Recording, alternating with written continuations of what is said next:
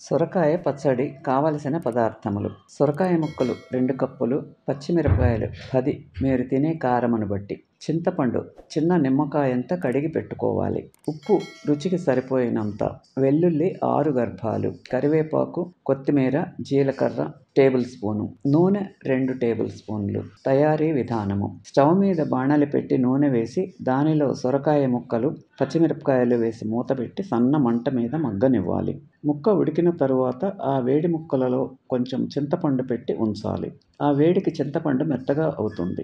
మిక్సీలో వెల్లుల్లి, జీలకర్ర, ముక్కలలోని పచ్చిమిరపకాయలు, చింతపండు వేసి మెత్తగా అయిన తర్వాత సొరకాయ ముక్కలు, కరివేపాకు వేసి మరీ మెత్తగా కాకుండా మిక్సీ చేసి బౌల్లోకి తీసి కొత్తిమీర కలుపుకుంటే సరిపోతుంది. వెల్లుల్లి ముందే కచ్చాగా చేయకపోతే పచ్చడిలో జారిపోయి సరిగా మెదగవు. ఈ పచ్చడి అన్నంలోకి చాలా బాగుంటుంది.